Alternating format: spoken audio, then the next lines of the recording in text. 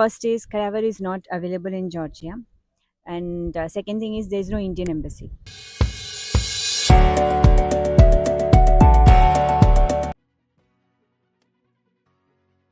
Hello everyone, welcome to my YouTube channel. This is Mira, your study abroad advisor, and right now I'm in Tbilisi, in front of Caucasus University, and I have Dilshana with me, who took transfer from China to Georgia in the last intake last year.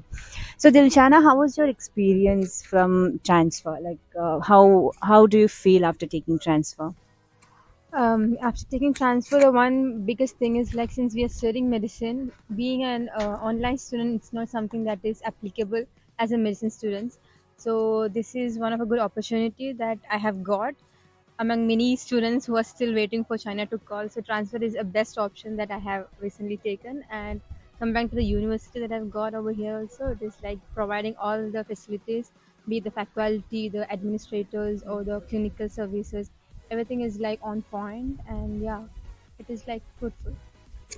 How was your experience? You are here in from last 6 months. So how was your experience with the university? How are your teachers? How is your overall experience in Georgia? If I say about the college and the faculties, the teachers are like very good.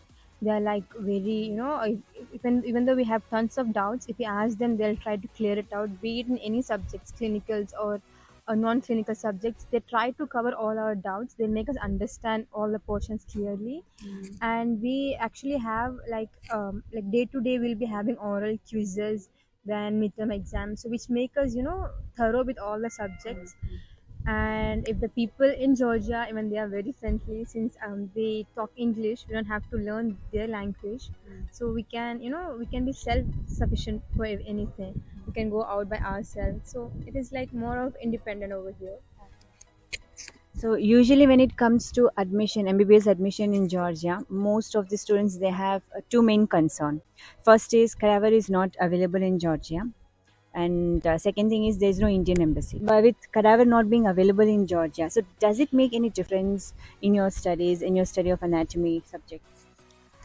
If we consider anatomy over here, what I personally felt is like the doctors over here, they are like very well experienced, so they make us understand all the things properly, like how we see a cadaver. Like if we see a video of a cadaver, it's more than enough, because that much level they're trying to teach us, like they're trying to locate us where are the nerves, veins, everything. They'll make us understand clearly, so that even if we get a cadaver, we can actually dissect and we can actually figure out which is what.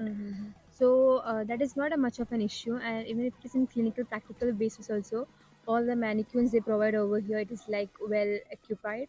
And for everything, like be it catheterizations or IV infusions or intubation, everything, it is like we can do it as if we are doing it in a human body.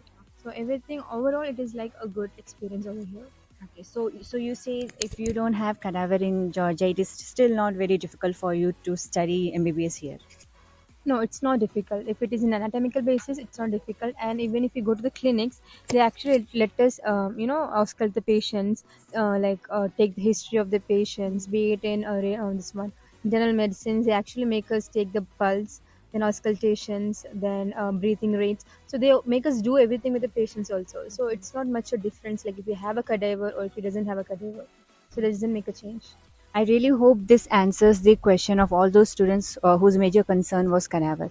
Now, going to our second concern, the Indian embassy here. So, did you really feel the need of contacting Indian embassy after reaching Georgia?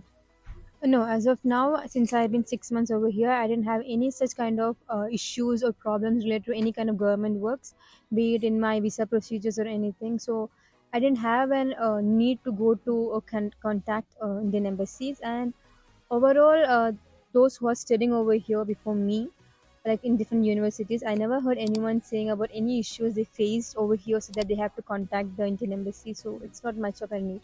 Yeah, so I too spoke to many students, the senior students who are studying in Georgia. So far, no one had the need to contact Indian embassy who are in Georgia. And if there is any need, then we have Indian embassy in Armenia, which is responsible for all the students on every Indian citizen who is in Georgia. So if at all there is no embassy in Georgia, it's really not a big deal because they don't really have to feel that there is no one to take care of students who are studying in Georgia because you have Indian embassy in Armenia, right? And it's easy accessible to Armenia also. It's just like 10 hours in train, and it is cheap also. If you're traveling through train, it is very cheap, and you can go there. And even if it is in a car, it just take 4 hours. So it's not much of an hassle to go to the Indian embassy in Armenia also. Thank you so much, Dilshana. So, how do you manage your day-to-day routines? Let's say you're cooking, you cook by Yeah. yourself, right? So, how was your hostel life before, and where do you stay? How do you manage your travel and everything? Okay, in the beginning, since we are new to this country, Seco provided us an hostel. So for 6 months, we were under them. So all the food and transportation, everything was set by them. And now, after the 6 months, we moved to an apartment. So after that, everything is like on us, the expense or whatever it is. So expense is basically how we want to spend. Like if you want to live lavishly, you'll have to spend more, or if you want to live in a moderate life, then it is like you can within like $100 per month. It is like enough just for the expense. And for the apartments, it's like depends on how much the rent it is. Like for us it is like $400. So and we three people are sharing it, so it's not a big burden for us. And then about the transportation, About your cooking? cooking, yeah, same, it's not that costly since we three are doing it, so it's like it's okay, and it's tasty also, so it's fine. Okay. So then How far is your apartment from the university? it's quite far from here, like it's around 5.5 kilometer. So we have to use a minibus, metro, and a bus. So we have three kind of public transport, and it is not that expensive also since Bank of Georgia provide a concession for students. It is like we just have to give 20 treasury, like one tap on the credit card, and it is like we can use it for the next 1.5 hours. We can use any of the public transport, be it bus, metros, and minivan. So we can use it for the next 1.5 hour for free. So because of that concession, traveling cost is like very less over here. So 20 tetri means it's Approximately approximately five. five Indian rupees. So with one tap, you for 1.5 hours you can travel anywhere in Tbilisi. Anyway, That's what you say, yeah. right? Nice. So thank you so much, Dilshana, for talking with us and sharing your views to all our viewers. So Georgia, if last thing, what how do you what message do you have for those students who are still looking for transfer, and for those fresh students who are planning to take MBBS admission? Do you have any message or any suggestions for them? Yeah, if you're planning to take a transfer or if you're still waiting, like, okay, they might call you back and all, I guess this will be a like transfer would be a good option because like I said in the beginning, studying medicine as an online course, it's like a waste.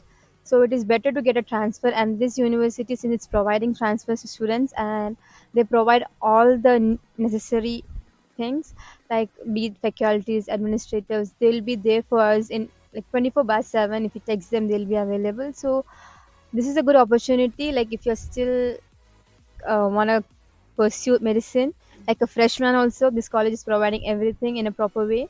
So yeah, I prefer this college. Thank you so much, Dilshana. So yes, transfers are accepted in Caucasus University. You can contact me on the number mentioned in the description box, and make sure to subscribe my YouTube channel because I will come up with the precise contents that you all medical students would like to see. So thank you so much for watching this video. Take care and have a good day.